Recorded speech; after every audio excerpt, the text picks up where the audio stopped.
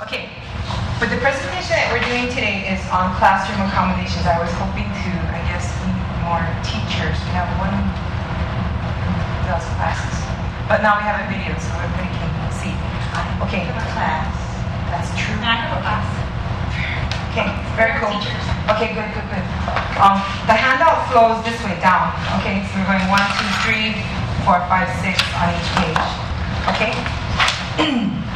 And at any time, if I'm going over something that you want clarification on, stop me. Otherwise, I'll just keep going. Okay, so let's go to the second slide. Okay. So first of all, I guess I just wanted to know from the people here, how many of you have experience with special education, whether it's in the DOE setting, K-12 setting, okay, some of that here. How many of you have experience at the college level dealing with students with disabilities?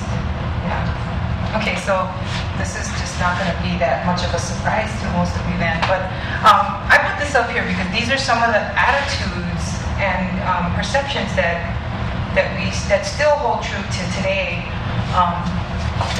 Shouldn't be in college if they have a learning disability. You should overcome the disability. Okay, as if we're gonna overcome a disability.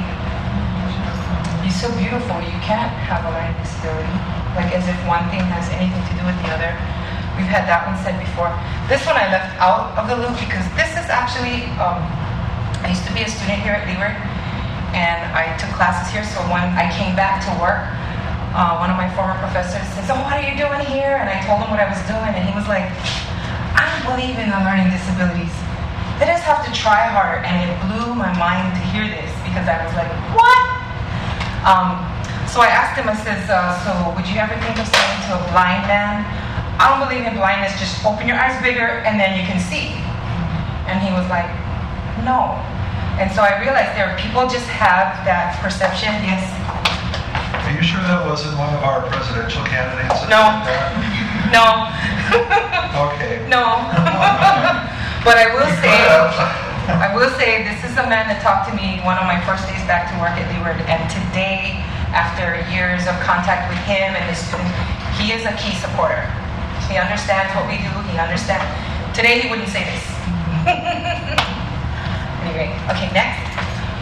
All right, so when we look at the population of students with disabilities, several years ago when I first started looking at populations, it was estimated that 10% of a student population could be expected to have disabilities. This was taken in 2000, the statistics, so 17, now it's 17%. This is nationwide. Now, if we were to go by standards, early 90s, 10% of the population, if Leeward's current enrollment is 8,000 and some odd students, the key office, by extension, should be serving about 800 students. We do not. We're at about 200.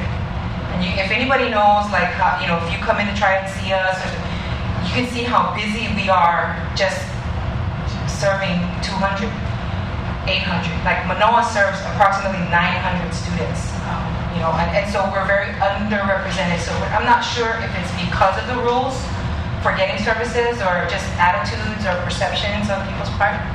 Hard to tell. And we're lucky because a lot of them start in the 2-year institutions, right? So open enrollment kind of thing. And so the likelihood that you'll encounter a student with a disability, whether they declare it or not, is pretty high if we're going 17% of the population. Okay? All right.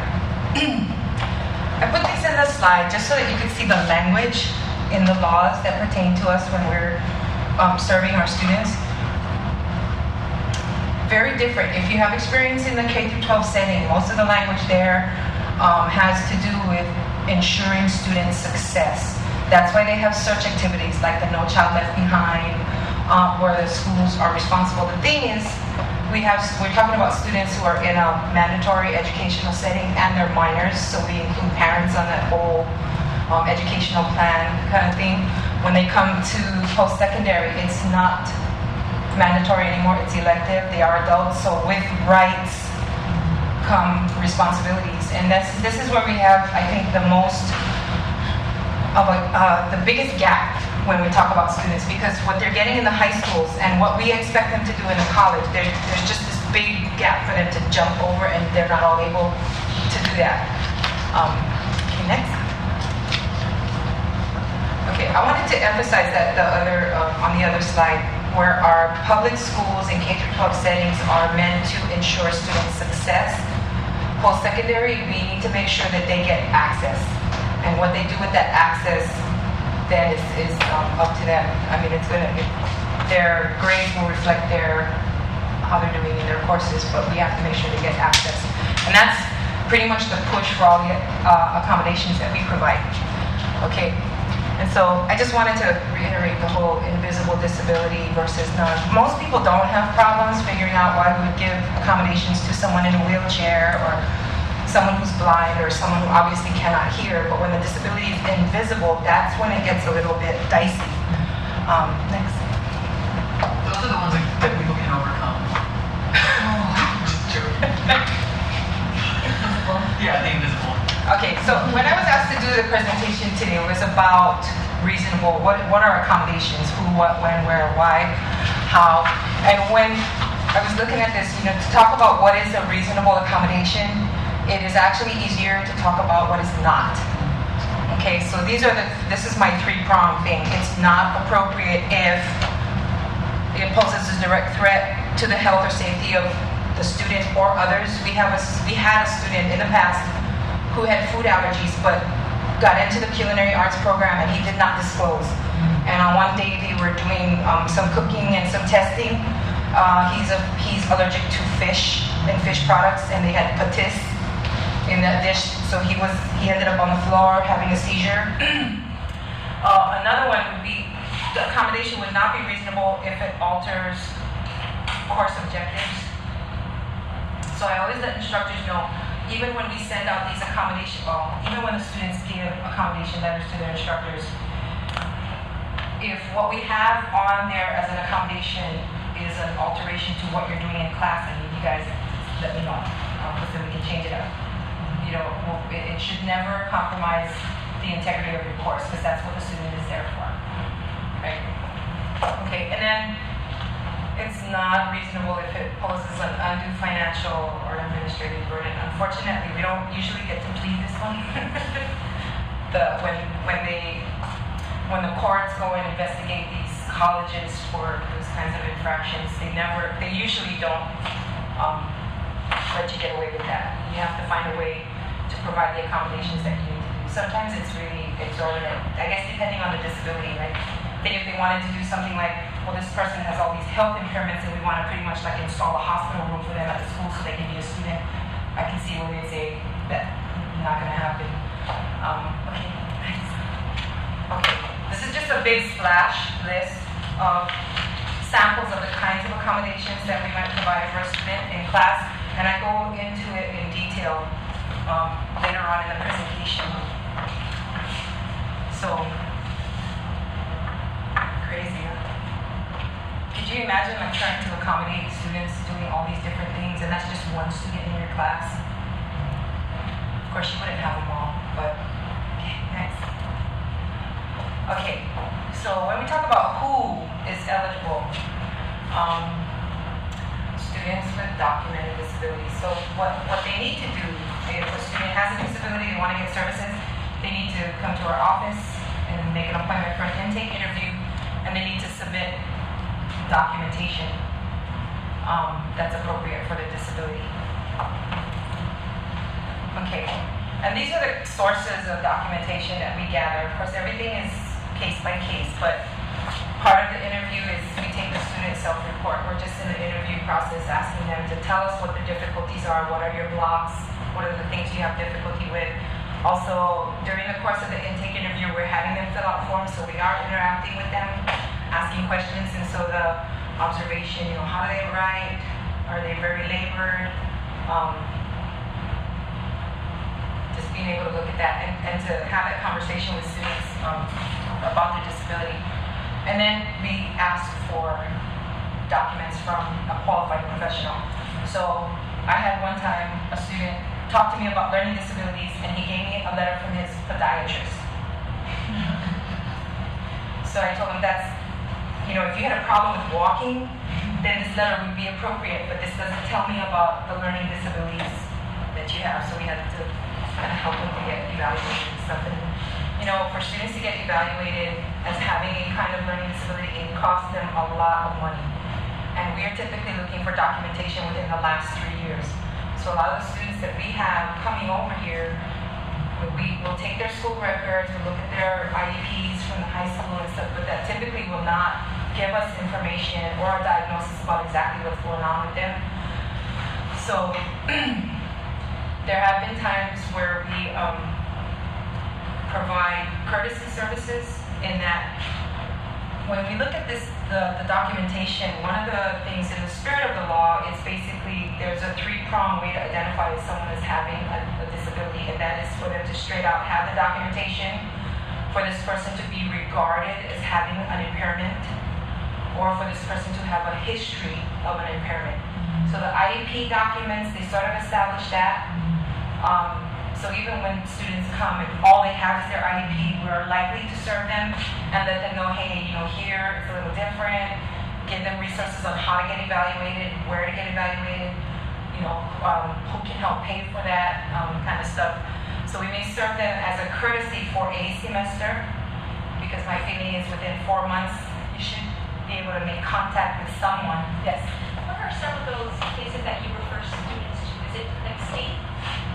No, we have, what I did was I went through our files and I looked at who submits reports to us.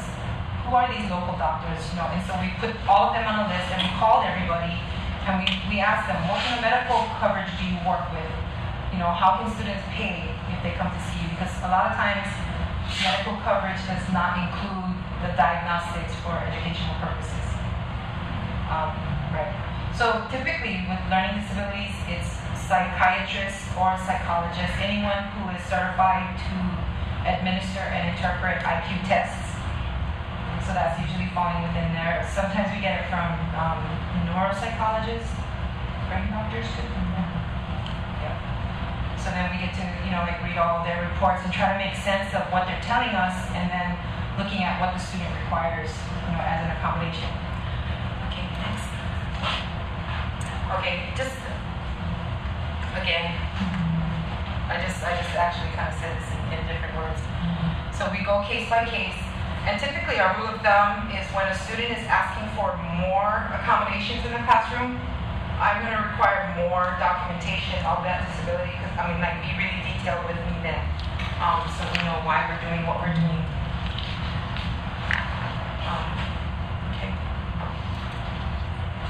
Okay, so here we go. This is the main thing.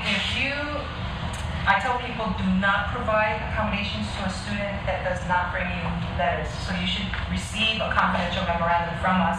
There's an example of it in your slides, it's really small, but that's kind of like a shrunken version.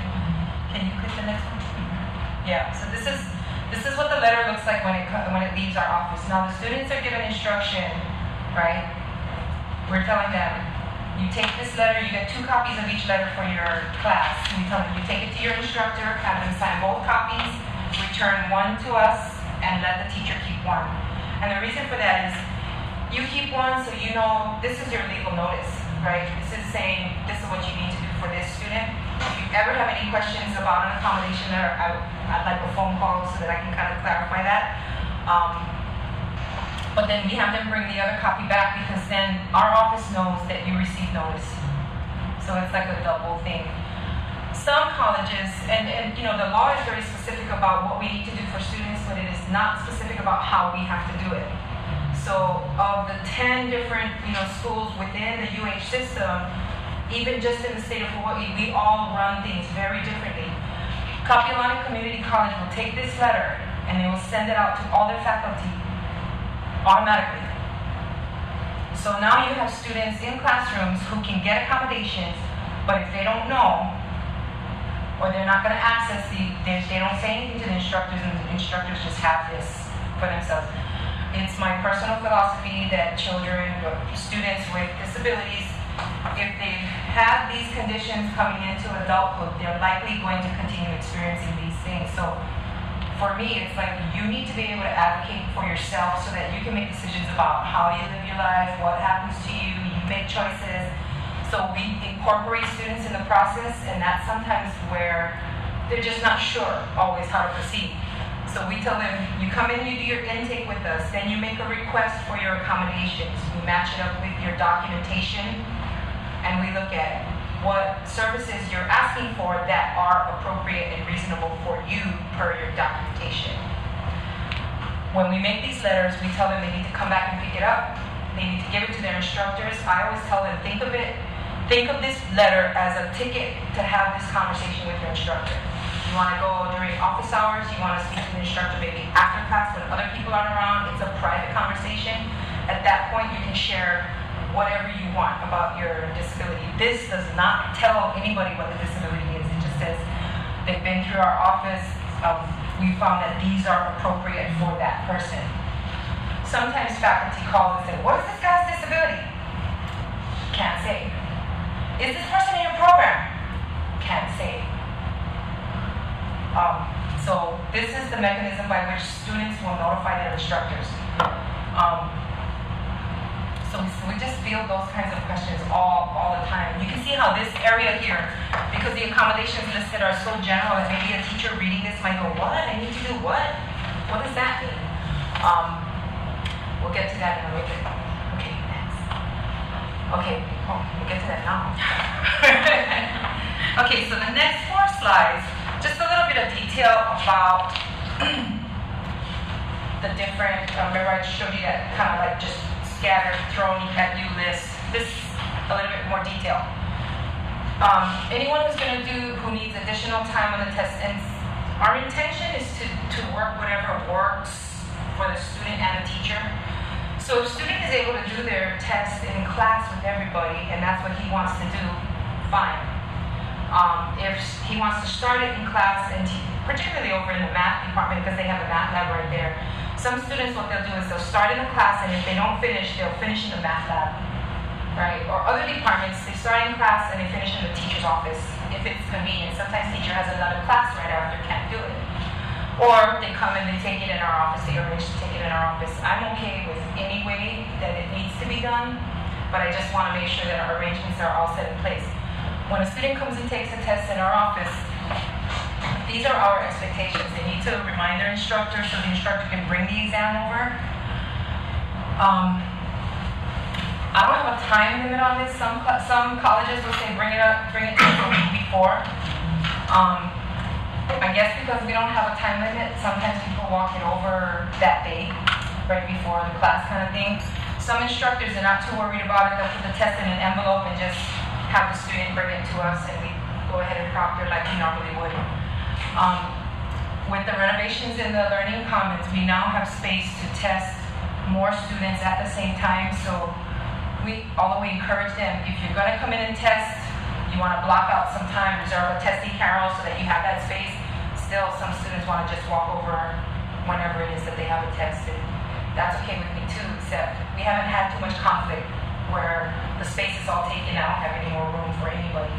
And now we have more space, so maybe that's not too bad.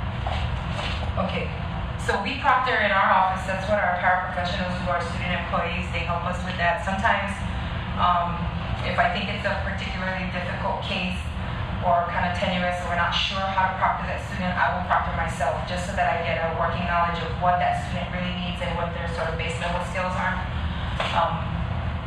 Okay. And then every time they come in, every time they take a test, they're signing up on Honor Pledge, where we tell them, put your bags away, turn your phones off, sign the Honor Pledge, you're being monitored, the whole thing. And even, the only reason we started doing that was because we caught people cheating. So we don't want to have to deal with that too much. And then faculty picks up the exam, or sometimes we deliver also, it just depends. Okay. With additional time with the subject area tutor, the LRC, the writing consultant, and the math lab, they're typically, well, math lab is a little bit different, right? Because they sort of have tutors in their math lab, and you go there, you work, and then you ask questions of the tutors as need be. The WCs and the LRC, they work more by appointment, and the way that their rules are right now is a student can receive tutoring for free, an hour a week per subject area. So sometimes we get students that, because by virtue of their learning disability, maybe they're already working with a writing tutor, and maybe they're working on a project that's lengthy and they need more time with that tutor. In that case, we contact that staff and allow that student to make more appointment time with their tutor. We want to make sure they're making good use of the time they already have, so that we're not abusing the service. But that's one of those things, and we arrange it between Key and either the LRC writing consultants. Some students require recorded text, not able to discern printed material, like somebody with dyslexia, or people sometimes with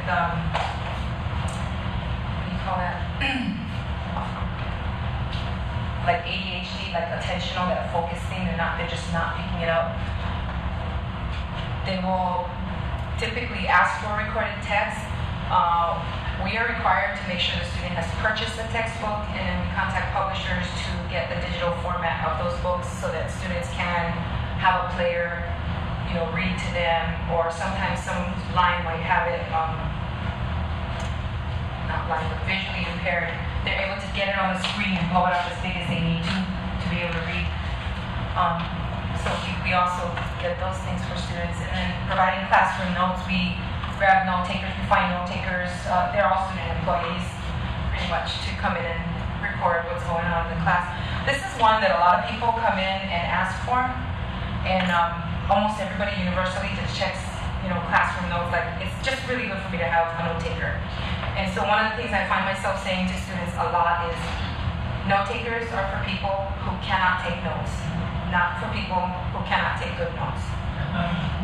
Right? And when I tell them that, then they go, oh, I get it.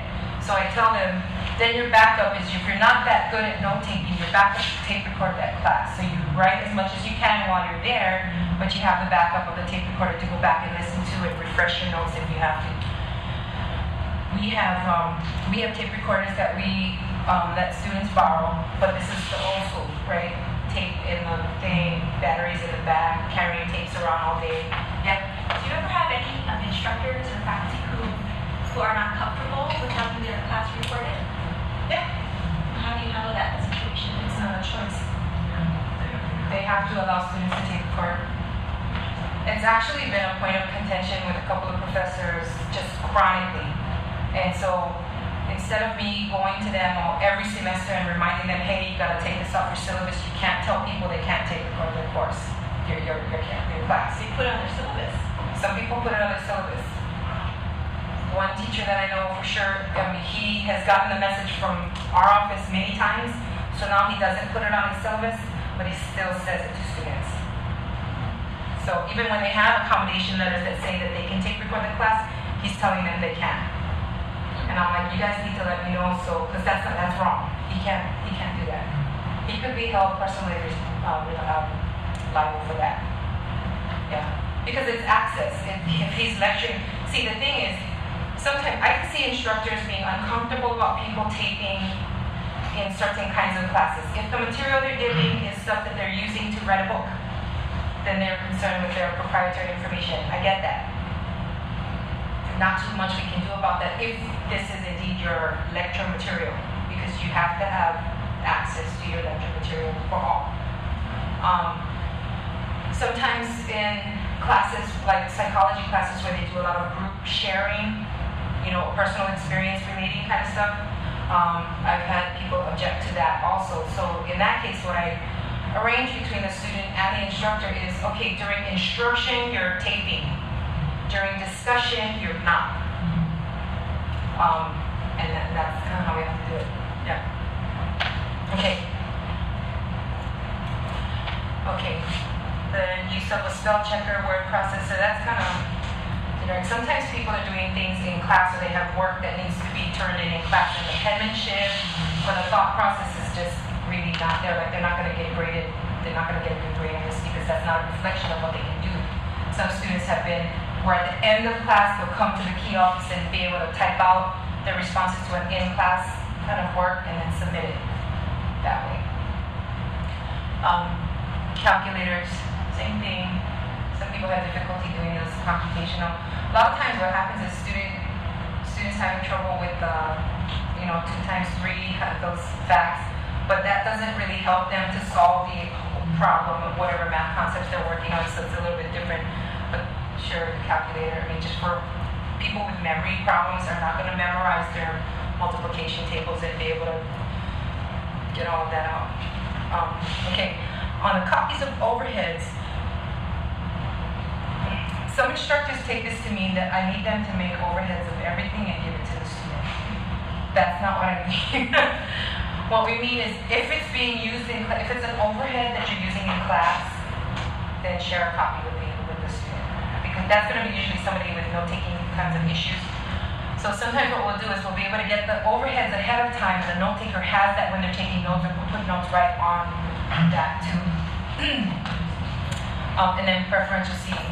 So I noticed this room doesn't have a table of ours, but every classroom that, if somebody in a wheelchair were to come up to this table, they could just pull a seat away and they could use this table. That's great. But there are classrooms that have a tablet seating. So in those classrooms, what we've done is we brought furniture in. It's a table around this size with a chair so that people who need the preferential seating can use that. So not only people in wheelchairs, but sometimes people with anxieties, they want to sit close to the door. We're seeing a lot of people with PTSD, they're coming back to school. This kind of seating would not be ideal for them because every time that door opens, they're wondering who's at their back. So they want to sit somewhere close to the door where they can see people coming in, and that just kind of reduces the anxiety that they're feeling in the class. Anyway, so accessible table and chair, preferential seating means basically where in the room it's the best for you to sit. It's not always going to be in the front or always by the door. It's just depending on what that student needs. Okay. And then sometimes we have students ask for an oral exam as opposed to a written one, or a taped exam as opposed to a live exam, exam reader. These are all things that we arrange. An example of an oral exam, we had a blind student taking a geography class, and initially I was like, blind student in a geography class, and I went shopping for a globe with Braille on it. And then I thought, that's just what I'm thinking, but I didn't even ask him. So I asked the student, what's your relationship with maps? In his life, he's never going to use a map the way that sighted people would. And he says, I just need to know in general, like this is next to that, or that is above that, or this street is behind that, So I said, well, so how are we going to do your map test in your geography class? So at that point, the instructor was okay to just talk to him, and because he was the one that's going to grade the whole thing, he can tell from the student, he can gauge the responses and know if he knows what he's talking about or not. So that's an example of an oral exam. Taped exam. We had a student once who had extreme anxiety about speaking in public and was taking a speech class. He waited till the very last. It was like the only class he had left before graduating. He was very uncomfortable with that.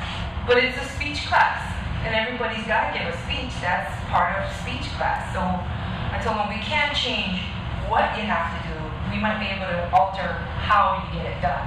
So for him, the teacher allowed him to pick an audience. He had to have at least 10 people in his audience, but he could pick who they were, and we videotaped him giving his speech. So he had to give the speech. That's very rare. That's very, Just to add to that, I'm in the language arts department, and we have online speech classes. An online speech class, but that's a solution to students who have anxiety. Yeah. Cool. That's good to know. Okay. Exam readers. Okay, so someone with, say, like dyslexia, not able to read exactly what's on the page. So we have someone that comes in and reads the question for them, and then they have to produce their own responses, whether it's typing out or they might even take orally their responses.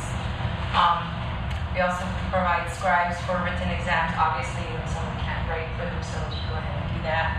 And the alternative to Scantron, I've only done it once, but we had someone with like really low vision. So using a Scantron to answer, like she was getting all the bubbles mixed up. So what we did with her was just get sheet of paper 1A, 2D, so she wasn't using the Scantron thing. That just meant her instructor had to grade it separately instead of feeding it through the machine. Yeah, that's it. That's our last one, right? Yeah. Question? So I have my first student that I actually received an accommodation. I'm sure I have a lot of others who could use the services. Right. So I see what you have, and he's kind of quiet. How much, should I check in with him to see how it's going, or, I don't want to put him on the spot. I don't want to, because he came and I signed a paper. I do a lot of things in groups, so he's, so I'm trying to observe.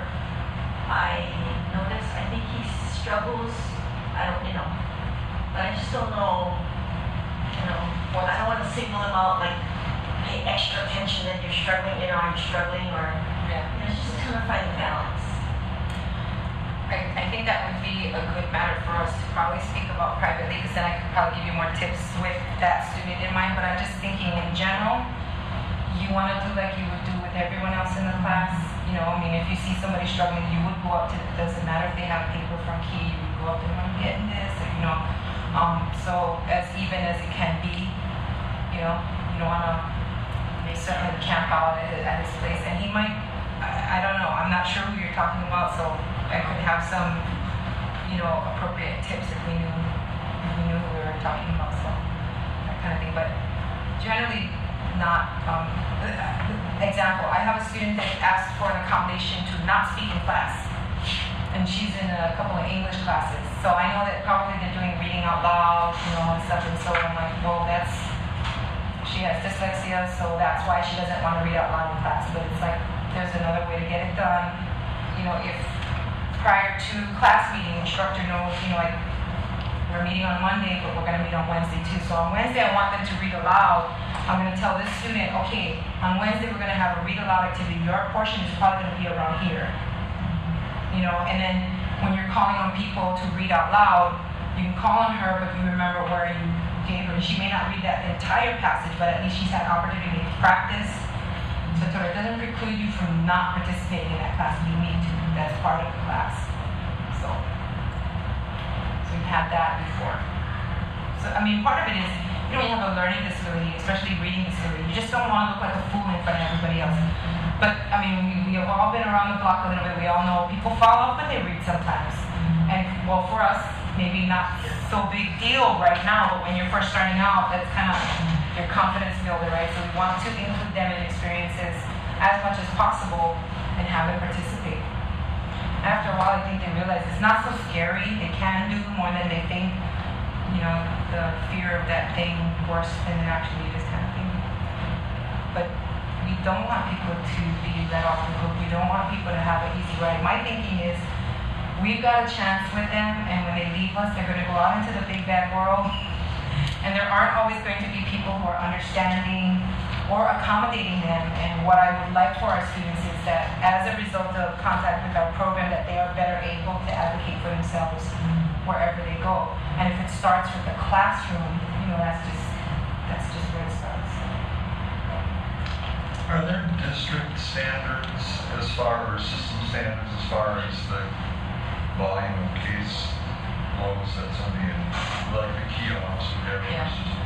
Totally. I don't think so. Because If there are, it's news to me. We've recently, I would say within the last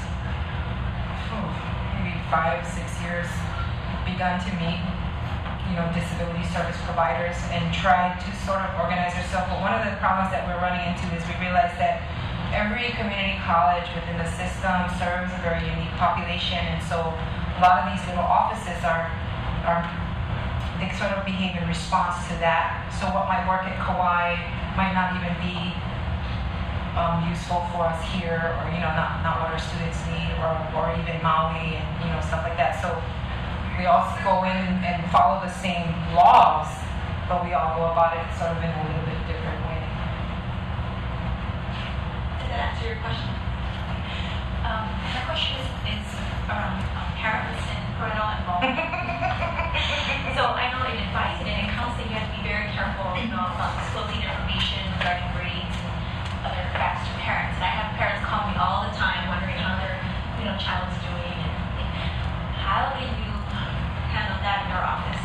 And are there limitations? Are there laws around that? Yeah, just like we are not, well, what I tell students is you can come, if they come with their parents a lot of times, especially to the intake interviews, and when they do that, I let the parents know you are here and you're allowed to be here because your child is giving consent. But here, your child is a student and we are responsible to the student. So we, as much as possible, try to not deal with the parents at all. But I know sometimes it's necessary. I mean, if you have someone with limited intellectual functioning and you're trying to explain all these steps and you know they're not getting it, and their parent is right there and wanting to be helpful and wanting to be supportive, it makes sense to do that. I've had instances though where the student says, no, I don't want my mom here, and I have to ask the parent to leave. Is the student getting everything I think they should be getting? I don't know that they're always understanding everything. Yeah. So right there, if you're experiencing that, do you ever feel like telling the student or suggesting other options that college is an option, but there are other options that might I'd like to. Because I'd like to.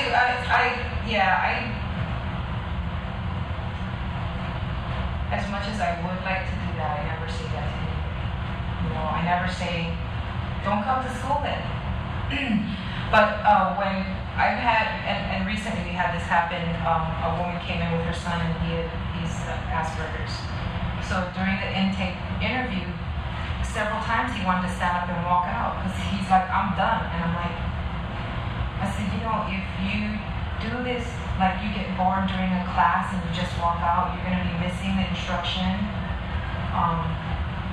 That's not appropriate.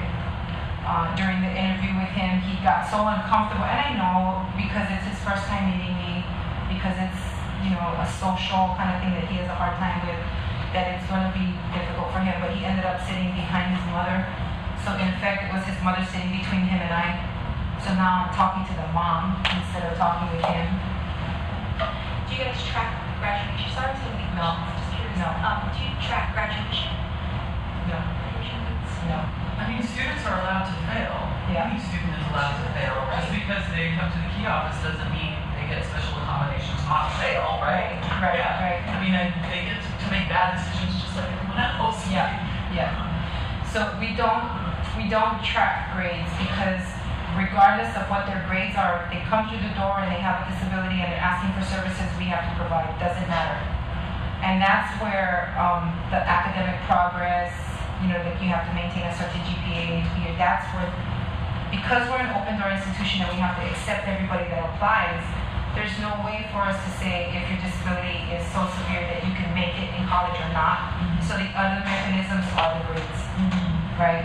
If they're not making the grade, they can put on warning, they put on probation, suspension, and they go through like that. Typically though, if I hear about a student, particularly if they're having intellectual difficulties, right?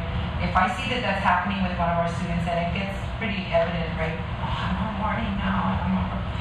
By that time, I typically try to reach out to an adult who's in the family, like a parent, because I don't want it to appear that Leeward is just this money grabbing, tuition grabbing, yes, bring us all your money and let your kids fail.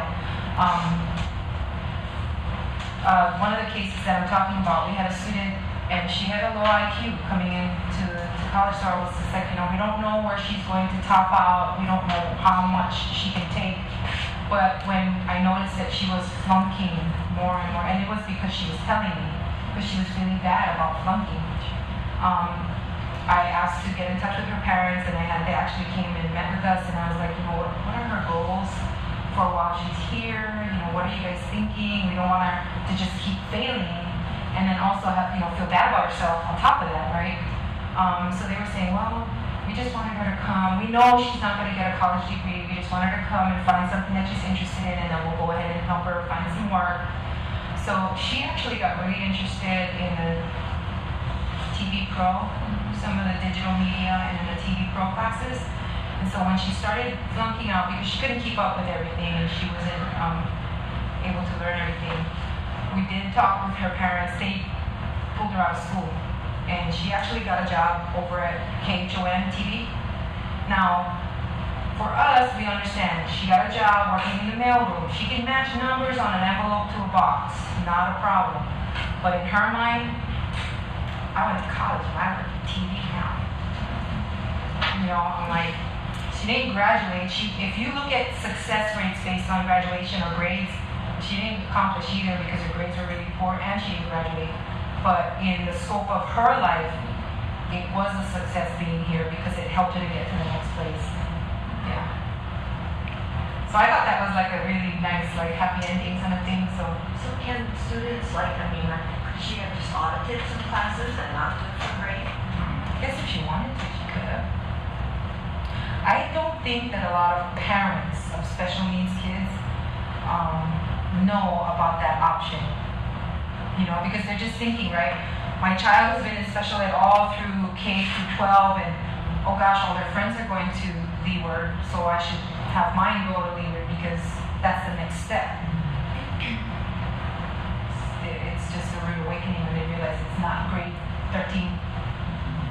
Right? You make rounds for credit, no credit too. If you have that option, and you just test the waters. Yes. Do services at the library, do we ever get confidential accommodation? Any No, I accommodations? haven't had that. My only concern or worry about it would be if we were to get something formal, how would I pass it down to my staff? Right. Because it's not just one instructor, it's a staff of people. So Right. You know what? I've never had anybody ask because our expectation is you want to be like we tell students you need to come here ready to learn. So we have a number of students with Asperger's and autism where for them navigating the social landscape outside the classroom is so challenging. They need someone with them. I tell the families in that case then they need to come with that someone with them. We don't provide social services. We don't provide that kind of stuff. So more and more this semester we have more skills trainers on board. And so these guys are typically hired out of the Department of Health that work with people who have developmental delays and the students receiving services through the state. So they would have someone that comes to meet them here, goes with them to class, like, oh no, not drama now, you have to be in math first, and then walk them over there. And then in the classroom, keeping them on task. You know, but we meet with the skills trainers ahead of time just so that we all know, like, we're on the same page. This is what is expected of you. This is what is not expected. This is what you should not be doing. You know, really basic, don't disrupt class, don't disrupt instruction, that kind of thing. Some of the skills trainers are situated so that they come in the first couple of weeks, and then once the student kind of gets used to their schedule, they get fitted out. And some need it every time they're here.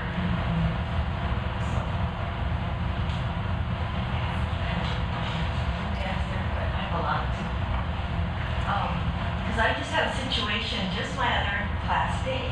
Because I have my class in groups, and this time because it's 30 students and I wanted them to sit in certain places, I assigned a group. Okay, one group is here, one group is here. You know, just so it'd be easy. And one of my students who was sitting, this is my class, out there in the first group, which was fine, ended up having to sit back here. And you know, so we kind of went around, and some days we come in and the air conditioning is 78 degrees. And that was one of the days, so that they opened the door, you know, because it makes it a little cooler. But then when I walked back here, and he said, you know, he needs to sit in the front. He said, I need to sit in the front. He said, because, you know, I can't focus, I'm distracted. You know, and I said, oh yeah, you know, because I'm ADD too, you know, so we just, especially with the door open. So this class is totally full. I have somebody in every seat, so the only way I can get him up front now is if I ask another group to switch. And I was thinking of doing that, but now I'm thinking, you know, that's going to be that, like calling out. I mean, I didn't bring any papers or anything. You probably didn't go through your program, but If he didn't bring you any papers, you do not have to accommodate him. I know, but I want to. And then I wanted to ask the other group. That's to why you have the switch. question, because you want to, but the procedure's not. Right. See, this is the danger in that, Cindy. I've had students before where they go to the teacher and they tell the teacher, oh, you know, I'm manic depressive and I have this and this and this, and then you might even give the teacher their letter, but they never come to us. So based on that, the teacher's gonna go, and this is responding emotionally, right? Oh, this poor guy, let me go see what I can do to help him. He's not been screened. You know, how able are you to read whatever documentation he's giving you and make the correct decisions for how you should accommodate him? Are you bending over backwards doing accommodations for him because you feel sorry for him, but it's not the right thing to do for him? And if you do that here, what happens to the next professor? Because he's already learning, I can get services and I don't have to go to the P office. That's why we... And I feel like it's going to be like pointing out that, okay, he needs to be in the front. I mean, I'm not going to say who, but somebody in the group needs to be, and then a group has to switch. I mean, if he's that urgent that he's trying to get you to accommodate him. I mean, no, he's saying it nicely, you know. And I know, but he's trying to get you to move him so he can be accommodated, basically. I mean, I know that seems like a really small thing, but it sets precedent for behavior in the future. And, you know, because sometimes students, they get accommodation because they spoke directly to the instructor, so they get comfortable with the way that the instructor has accommodated them. Now, whether it's appropriate or not, we don't know. They go to the next professor and they expect the same thing, and when they don't get it, that's a lot of times where they go, I'm going to file a complaint. That's why that So happens. your suggestion is tell them I can't. I mean, I'm just telling you to make it easy. You don't need to accommodate anybody who doesn't give you an accommodation letter. Well, my concern is going to make them, I mean, the group that has to change is going to say, why are we doing that? So you would change him because it's... No, I have to change the whole group. I have to move that 4 back here and this 4 over there. Maybe I would just say this time we're not able to do it. Next time we'll look at mine and we'll make sure that you're in a group that's in the front. But this time not. You know. It's okay to say no to. Yeah, it's okay to say no. I mean, sometimes, yeah, we want to be careful. But I mean, should I suggest that if he thinks he has learning disabilities, he check the key or? So you can say to him stuff like, oh, I notice, you know, you can point out the behavior, right? I notice when we have to ... I notice when you have to work in groups and you're seated by the door, you're very distracted. Well, he's already told me that. Yeah, I know. You know what I'm saying? It's like that. If you haven't had letters or like that, and then you know he's gonna tell you whatever he's gonna tell you. Like, yes, no, whatever. Oh, has that been a problem for you in the past? Probably yes. Oh, do you know there's an office on campus that might be able to give you some supports? So you want to avoid using the word special ed, and you want to avoid using the word disability. Just because people have just emotional charge with those words for whatever, I forgot what they are already. It's too long for me. Come inside. People have to say, hi. Are you here for the workshop or are you here for the class? Not here for the workshop, I just have. Okay, there's a handout back there, so you can take that. Okay, so, yes. I don't have another question, but could I take a moment to support the James Jarrell thing? Yes. Well, following up on what Chris has been sharing with us, and Joanne has been accommodating, next Tuesday, I believe, if I have my dates right, on the 18th, we have a speaker who's an expert in accommodating students with disabilities, classrooms, online programs, blended classes, and developing standards and criteria that don't discriminate. And actually, the system office is funding this woman to come, and she's going to be at all the university campuses and community college campuses. And we're really very fortunate to have her, and felt so strongly that we have her Tuesday from, I think, 1 to 5. So what we're doing to accommodate as many people, faculty, staff as possible, we're having 2 repeat workshops. So if you have a class from 1 to 2:30, that's okay.